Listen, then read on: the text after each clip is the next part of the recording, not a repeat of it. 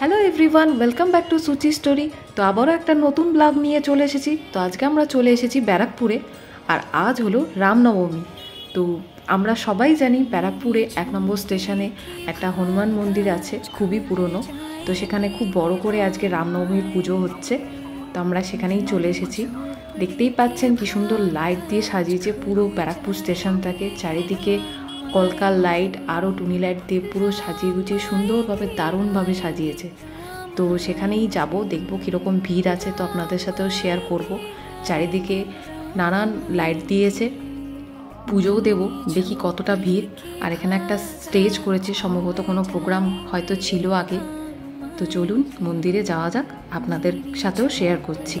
এই জায়গাটা দেখেছেন, উপরের সিলিংটা কি দারুণ সুন্দরভাবে সাজিয়েছে।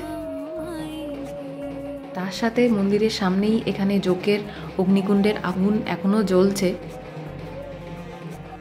এমনিতেই এই মন্দিরে প্রত্যেক সপ্তাহে মঙ্গলবার আর শনিবার করে ভিড় হয়, আর আজকে রামনবমী বলে আরও ভিড়টা যেন আজকে ডাবল। তো তাড়াতাড়ি করে পুজো সামগ্রী নিয়ে নিয়েছি, ওই যা লাগে হনুমানজির জন্য লাড্ডু, তুলসীর মালা আর সিঁদুর। এখানে আবার নাম কীর্তন চলছে একটা সাইডে। তো আমরা লাইনে দাঁড়িয়ে পড়েছি।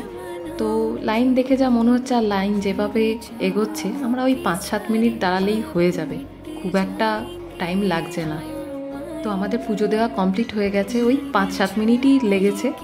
তো যাই হোক, এখন বেরিয়ে যেখানে প্রদীপ আর ধূপকাঠি যেখানে দেওয়া হচ্ছে তার জন্য আলাদা একটা জায়গা করা হয়েছে, কারণ এতটা ভিড় তো ওই জন্য। তো সেখানে এখন ধূপকাঠি আর মোমবাতিটা জ্বালিয়ে নিই।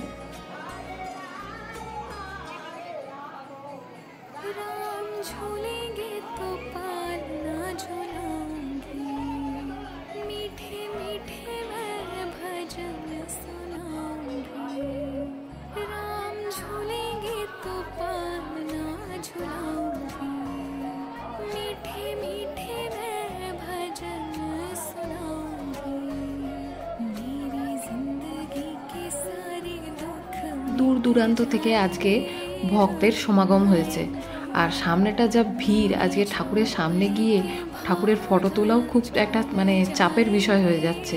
তাই যতটা পাচ্ছি আপনাদেরকে দূর থেকে জুম করে ঠাকুরকে দেখানোর চেষ্টা করছি। বজরংবলী ছাড়াও এই মন্দিরে পিছন দিকে আরও অনেক ঠাকুর দেবতা রয়েছে, কিন্তু আজকে এই রামনবমীর ভিড়ের জন্য পুরো ব্যারিকেড করা ছিল পিছন দিকে, তাই অন্যান্য ঠাকুরদের দিকে আজকে আর যাওয়া যাচ্ছিল না।